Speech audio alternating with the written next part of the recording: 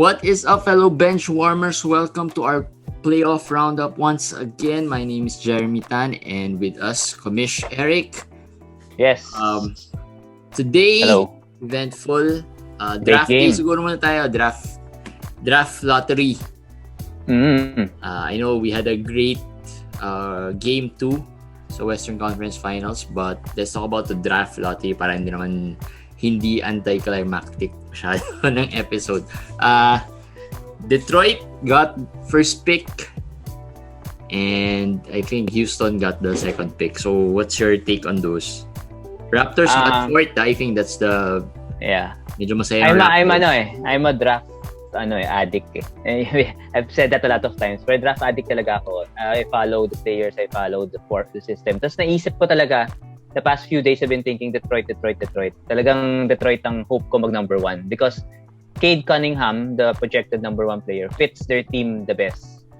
So, I think kasi si Cade pwede siyang point guard, pwede siyang scorer, pwede siyang small forward. So, very versatile eh.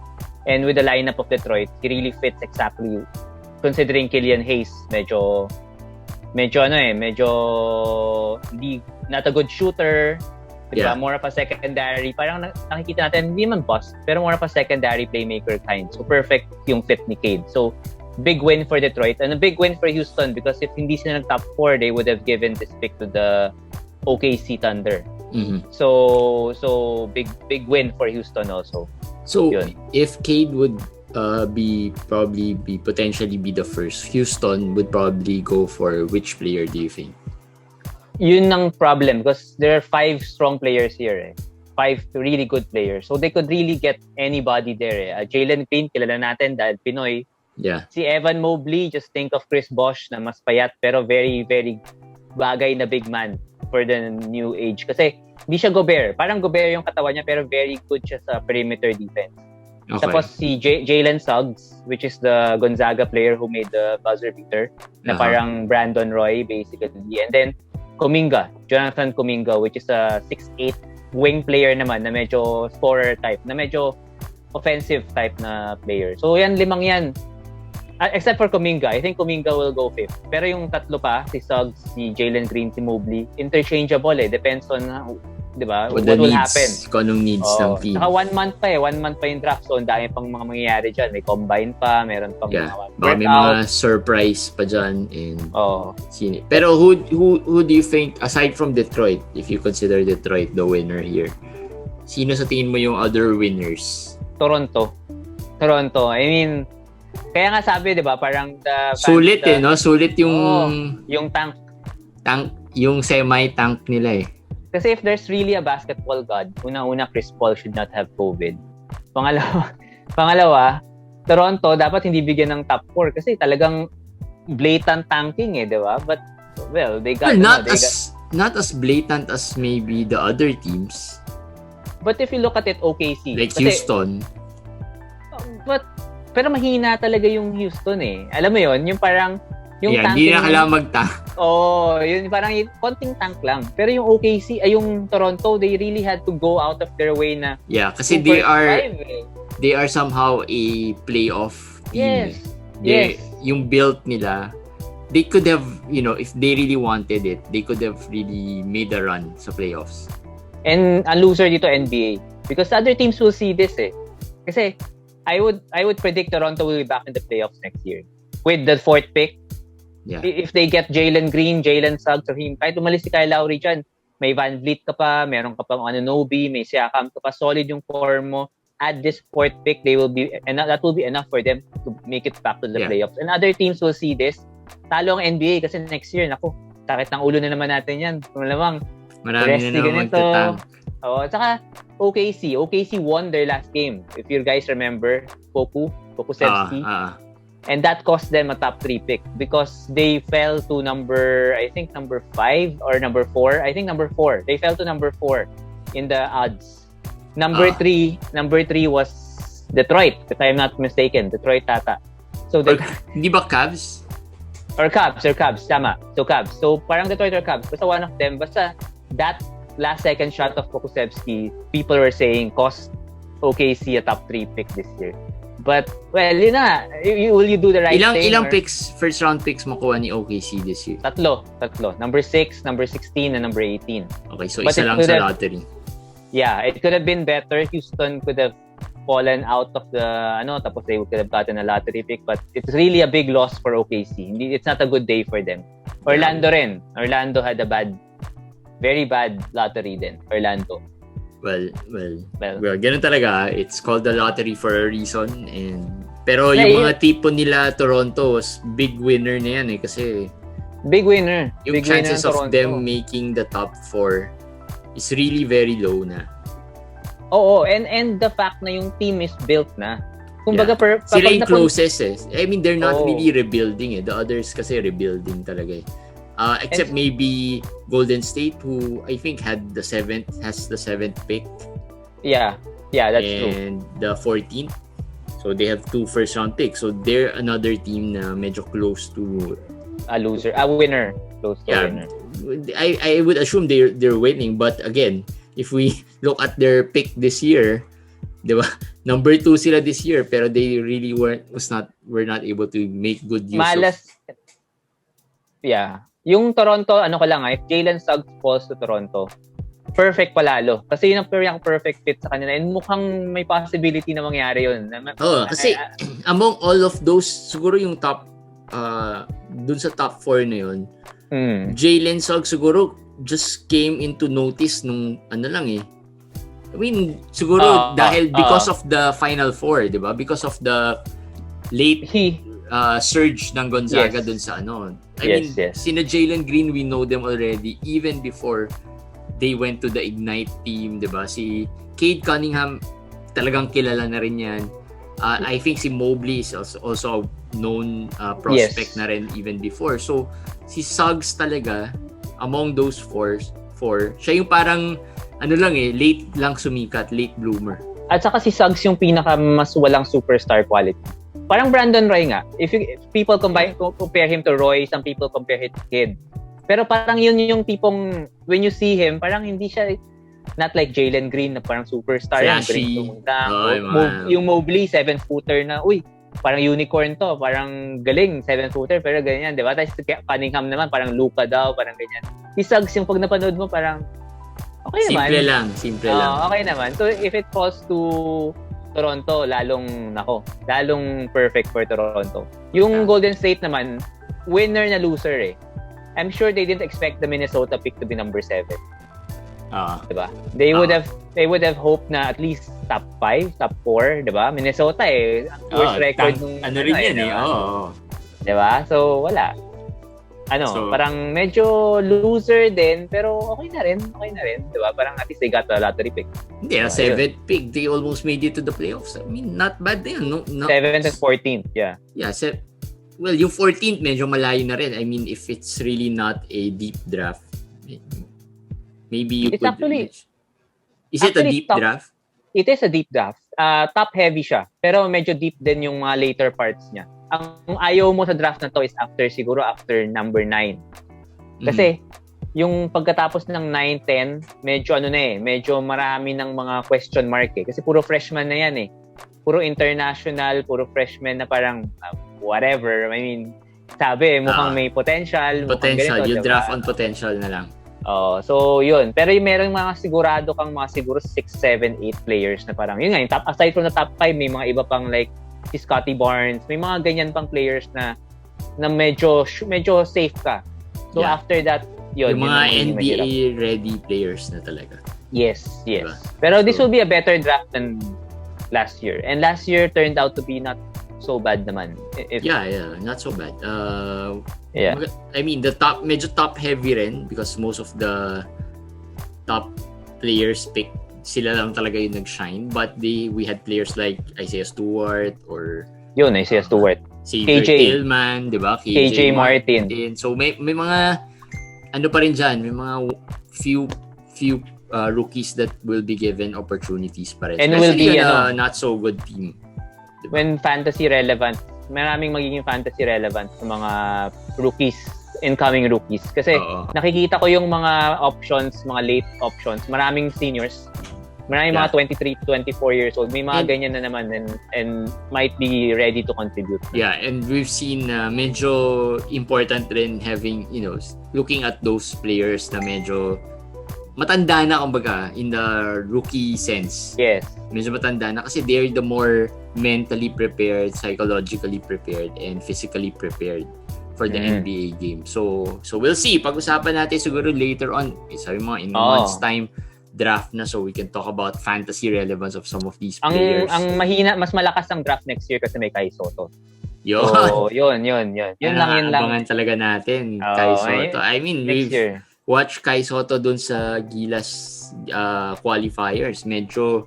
Medyo maganda rin pinakita niya, although limited minutes niya. Very limited. They relied more on Kwame. But I think, overall, kita mo medyo built na yung katawan eh. Hindi na mukhang bata eh. Pang 61st pick ba? Hindi na alam. Titignan natin yan. Titignan natin paano siya perform sa Australia to see kung anong. Yun. Tama. Alright, let's talk about the game 2. What a game. Pandemic P? Was it a game about Pandemic P or was it a game about one of the better plays or one of the memorable plays in playoff history siguro? The alley-oop pass I think Jay Crowder. It was a game of the referees. Grabe yung mga grabe yung mga replay, mga review. The NBA has to do something about that. Unahin ko lang yun kasi sobrang nakaka-irritate na 0.9 seconds umabot ng 20 minutes bago matapos. Pero Pandemic P, he missed those 2 free throws. But you have to give it to him naman. I mean, he was clutch naman before those 2 free throws. Diba? Yeah. I mean, diba? Yeah, he made the go-ahead basket actually. Twice. Go-ahead basket twice. So the free throws, I guess, it just happens. Pero yung play was really very, very, very good play. Very, very, very smart. Kasi nobody really knew na bawal. I mean, a lot of fans did not know na bawal. Walang goaltending. Yeah. And it has happened with Phoenix. Si Phoenix din ang yung Tyson Chandler alley-oop. Halos same. But let's talk about the implications of this game 2 win ng Phoenix. So we've seen in this game 2, the Clippers are not going anywhere. I mean, they're resilient team, they're veteran team, pinag-usapan na natin yan. But last time we talked about the Clippers having this game 2 as a very important game for them. Kasi no Kawhi, probably wala na si Kawhi. I don't think he'll play this. Well, not really this season, but at least this series mukhang medyo malabo na. And this series mukhang malabo. And walang Chris Paul. So, in the next game, I'm not sure if Chris Paul's coming back. Pero I think the earliest could be game 4. Maybe. Or I mean, the latest he could come back. Maybe game 4. Hula ko lang yan. I'm just speculating. Kasi game 4, probably mga around 2 weeks na yan almost. Mga 1.5. 1.5. Yeah. So, how is this the end of the Clippers? Start of the end na ba to? Kasi 2-0 na naman. I don't think so. Statistics-wise, parang hindi, I don't think so. The fact that the game was that close without Kawhi and with Marcus Morris, people forget Marcus Morris halos hindi naglaro kanina. I mean, naglaro siya pero limited kasi he had a knee issue rin nung game 1 So he was hurt also, is playing hurt. Pero it was close and they should have won that game. Tama sila, they should have won that game. Given all of those na ganun pa rin na nangyari, they're competitive. They're good. Ang only reason why I think 70% talo sila is because Chris Paul will come back. Yeah, and I don't think Kawhi will. Yun lang. But if you're telling me that Chris Paul will come back, let's say game 5, I would say the series is still up for grabs because I would think Clippers can easily win game 3 and 4 without Chris Paul. So in a 2-2 series, when Chris Paul comes back, malamang rusty or whatever, may chance ang Clippers to win. Given how resilient nga they are, as you said, wala silang yung game nila. I was just kanina lang when I was watching na naisip ko, they're 12 deep. They're 12 deep. Ngayon wala si Kawhi, wala si Ibaka. That made them 10 deep.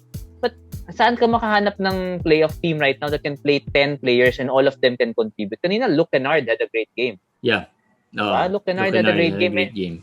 even Rondo had some good shots. Pat Beverly has been hitting his shots. Cousins had so sobrang deep ng Clippers. So I think that's what makes them really resilient din. That's what makes them hard to beat. Kasi very deep yung lineup nila. Given in this kind of a playoff situation na medyo pagod na yung ibang teams, sila, they can use 10 players and then even with injuries, di ba? Because they're deep, pwede silang lumaban. Ang maganda sa kanila, like this game, they adjusted again on defense, limiting si Booker. Unfortunately, si Ayton naman yung pumutok. Pero I think, that's something that they can probably live with na rin a little bit. Kasi the other players, except for maybe Campaign, hindi na rin masyadong gumawa as well. Daming open shots that were missed. They really forced Booker to give the ball up para, they let the other players take the shot. Like towards the last play, diba? They attempted to double team pa si Booker just to let him give up the ball, diba? So yes, ang ganda nun. Ang ganda nung ano na 'yon. Ang ganda nung ginawa nila na 'yon. Yung double team bigla. And then I think Cam Johnson yata yung tumira eh. Si Mikal. Yung sa dulo, yung sa corner. Yeah. So, yun na naman si Mikal eh. He was a ghost. The ghost, Mikal Bridges. Nung nakita ko nga yung play na yun, and I was thinking, kasi lagi kino-compare si Booker with Kobe. Sabi ko, si Kobe would not have passed that ball. Ang layo pa ng double team eh. Layo. Diba? Well, actually malayo yung double team. He just saw it coming, so he passed it kaagad. But, pwede mo naman, pero pwede mo sabihin it's the right play. Yeah, it's the right play. It's the right. LeBron would have done that. Kumaga. But he's not Kobe. Yeah, si Kobe diba? Hindi niya gagawin yan for sure. He will make sure he will take that last shot. But ito another point I want to stress about the Clippers. It's not really kasi maybe kaya natin nakikita a little bit na baka medyo mahirapan na yung Clippers. It's because offensively wala silang enough firepower to go toe to toe with especially if bumalik si Chris Paul. Pero defensively, I think they can match up. Defensively, yes, they can match up. Offensively, that's true. That could be true. But I don't know ano nakain ni Reggie Jackson. But parang every time I see him, lahat ng tira niya pasok eh. Hindi, taas ng confidence niya. Oo, yung tipong stress niya, all the time, pasok. So parang isip ko, ganito ba kagagaling talaga si Reggie Jackson? So, yun ang naging difference why the Clippers have been able to beat the Jazz and hang around against the Suns without Kawhi. Kasi Reggie Jackson is basically playing like a superstar. Yeah. I mean, siya yung second star ng Clippers. And another point din, aside from that, yung offensive firepower. If Reggie Jackson can do this continuously, they can because siya yung pupuno ng offensive firepower. Ty Lue. That's another reason why I cannot count out the Clippers. Sabi nga ni Pat Bev, he's the Bill Belichick. Kasi galing mag-adjustment eh. Pero which is true. Ang galing ng adjustment from talaga. The first game, diba? I mean, from the first game, makita mo kaagad yung adjustments on the second game. As well as in-game adjustments. Medyo, Ganda. I mean, ang ganda. He can play different players. Like we said nga, he can play different players at any time. Like Luke Kennard could be sitting the whole game 1 and then game 2 gagamitin siya bigla for certain situations, diba? Si Terrence Mann. So very unpredictable din eh. Very hard to scout. Natatawa ako kasi parang feeling ko Ty Lue, itong Clippers team ang perfect team for Ty Lue. Kasi nga it's a deep team eh. From 1 to 12 pwede niyang gamitin for different reasons. So parang kung ganyan ang team mo, madaling mag-adjust eh. Siguro in a way, totoo rin yun. I mean, Quinn Snyder, sinabi hindi nag-adjust. Pero kung titingnan mo naman si Snyder noon sa Utah, ano pang i-adjust niya? Sino ba ipapasok niya? I mean, yung mga ipapasok niya, mga tipong takot na eh, diba? You cannot play talaga in that situation, in that kind of a game. Diba? And yun nga, this team is a veteran team. So, veteran, tama.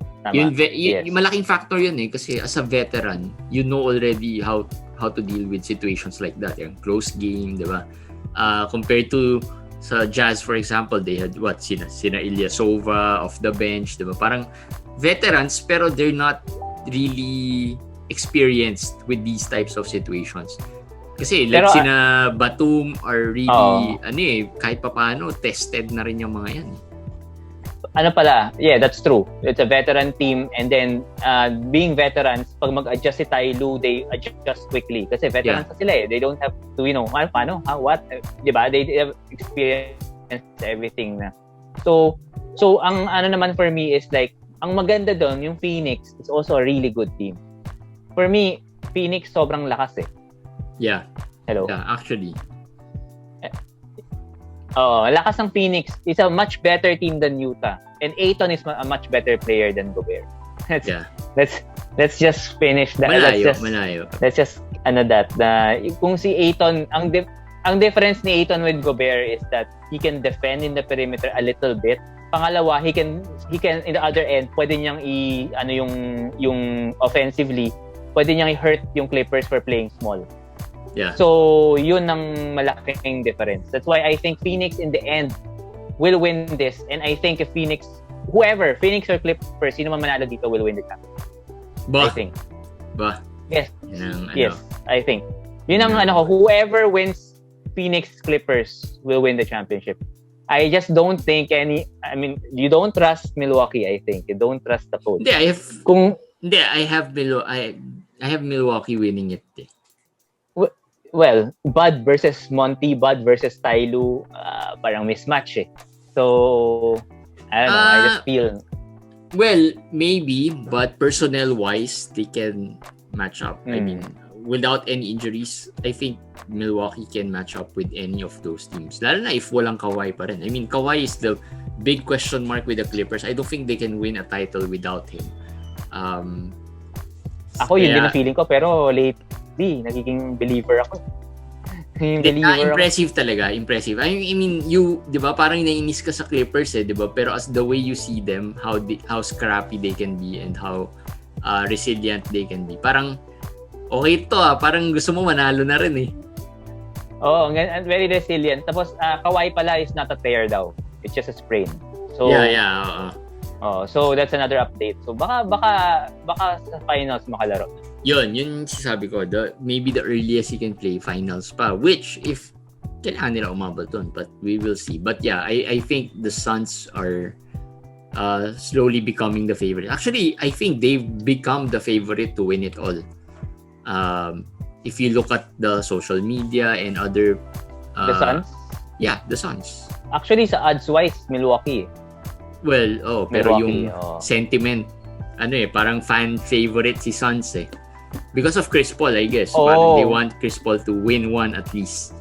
Diba? Gusto ko manalo, mag-champion man lang si Chris Paul. Parang kawawa naman, please lang, bigyan niyo naman ng one champion. Saka he's too good na. Di pa naka-finals, no, Chris Paul? Wala pa. Ni finals, wala pa. Pero, walang kwentang finals eh. Yung not remember a finals appearance eh. He has to win. Well. He has to win the championship. Parang isa lang. Parang, he deserves it. He really deserves it.